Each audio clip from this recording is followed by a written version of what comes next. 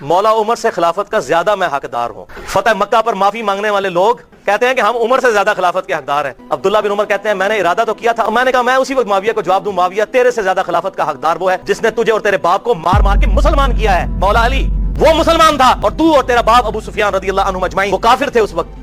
آج ہر بدبخت الو اٹھ کے جو ہے نا صحابہ کے خلاف بھونکنا شروع کر دیتا ہے, اور یہ زہر کا پیالہ پی لے گا. بتا دوں حضرت معاویہ کے مسئلے میں بھی سامنے بیٹھنے کے لیے تیار نہیں ہے.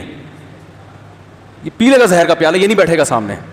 یہ صرف بند کمرے میں بیٹھ کر لمبی لمبی پھینکنے والے لوگ ہیں. یہ بند کمرے میں بیٹھ کر مناظرے کے چیلنج ایسے جیسے پتہ نہیں کیا ہو, کوئی اس چیلنج کا جواب دے, کوئی اس چیلنج کا جواب دے, ایسے ایسے دعوے. جب جواب دینے کے لیے آدمی کہتا ہے آؤ, کہتے ہیں مناظروں سے اسلام نے کیا کیا ہے. یہ باتیں کرنے سے یہ اسلام خوش ہوتا ہے. اس کو ایڈٹ نہیں کرنا, بتا رہا ہوں میں آپ سے کہہ رہا ہوں, ہمارے ساتھ یہ اپلوڈ ہونا چاہیے. بھائی تم مجھے سامنے نہیں بٹھا سکتے تو کم وقتوں کسی کو میں سوال پرچی پہ لکھ کے دے رہا ہوں نا. تم کسی بندے کو بتاؤ کہ یہ سامنے بیٹھے گا, سوال مفتی طارق مسعود کے ہوں گے, بندہ تمہارا اپنا ہوگا, مجھے نہیں آنے دیتے, بندے کو بٹھا دو, وہ سوال سامنے رکھ کے تم سے پوچھ لے. اس کی تو اجازت ہونی چاہیے نا. کیا ہو گیا بھائی یار, آپ اپنا کوئی بھتیجا بھانجا بھیجو یا اپنا کوئی بھائی بھیجو یا اپنا کوئی رشتہ دار بھیجو جس میں پھڈے کا بالکل بھی خطرہ نہ ہو. بھائی مسئلہ یہ ہے نا کہ وہ کہتے ہیں کہ مناظروں میں جھگڑے ہوتے ہیں. ارے آپ کا اپنا آدمی ہوگا, صرف سوال میرے ہوں گے. وہ سوال جب وہ آپ کے سامنے پڑے گا تو آپ نے اس کو ریکارڈ کر کے یوٹیوب پہ ڈالنا ہے. کتنا ہلکا کر دیا نا معاملہ. اس کے بعد بھی کم وقت اگر تو یہ کہتا ہے نا کہ مناظر جھگڑا ہوتا ہے, سمجھ تو لوگوں کو الو بنا رہا ہے بیٹھ کے.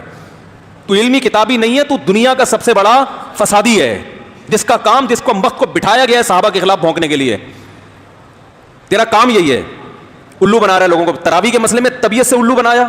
مرد اور عورت کی نماز میں جو فرق پر میں نے بیان کیا تھا اس میں طبیعت سے الو بناتا چلا جا رہا ہے, میرے سوال کا جواب نہیں دے رہا.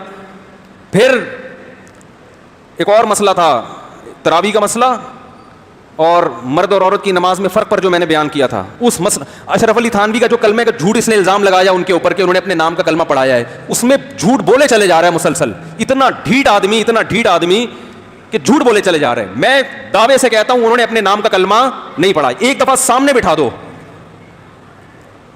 بٹھا دو, یہ دوبارہ کلپ بنانے کے قابل انشاءاللہ نہیں رہے گا. جھوٹ بول رہے ہیں مولانا اشرف تھانوی نے اپنے نام کا کلمہ پڑھایا. اور اس کے چمچے ابو حنیفہ کے خلاف سنیں گے سب کچھ, حضرت معاویہ کے خلاف, حضرت ابو سفیان کے خلاف, صحابہ کے خلاف سنیں گے. اس کے چمچے جب اس کے خلاف بولا جائے نا, ایک لفظ دلائل سے سننے کے لیے بھی تیار نہیں ہے. تو ان تلوں میں تیل میرے بھائی نہیں ہے. بٹھاؤ سامنے. نہیں بٹھاتے اپنا بندہ بھیجو, سوال میں لکھ کے دوں گا, لیکن میں پہلے یہاں ویڈیو پہ سوال ریکارڈ کرواؤں گا تاکہ اس میں ایڈیٹنگ نہ ہو کہ یہ میرے محترم سے سوال ہے اور محترم نے یہ خیانتیں اپنے بیانات میں کی ہیں, یہ چیلنج کی ہیں, جن کا چیلنج کا یہ جواب ہے. تو ان جواب کا آپ سے کیا چاہیے, بولو بھائی جواب چاہیے. تو وہ سامنے پڑھ دیں ان کے. اس میں کون سا پھڈا ہوگا بھائی, میں ہوں گا ہی نہیں سامنے, میرا پرچہ ہوگا سامنے. ٹھیک ہے نا. تو ہر چیز کو گھمایا جا رہا ہے. تو یہ جو صحابہ کے خلاف ابھی کتنا اچھا بل پاس ہوا تھا, تحفظ اسلام یہی نام تھا نا بھائی. جن صحابہ سے محبت ہمارے ایمان کا جزو ہے, آپ ان کے خلاف گالیوں کو الاؤ کر رہے ہو ملک کے اندر.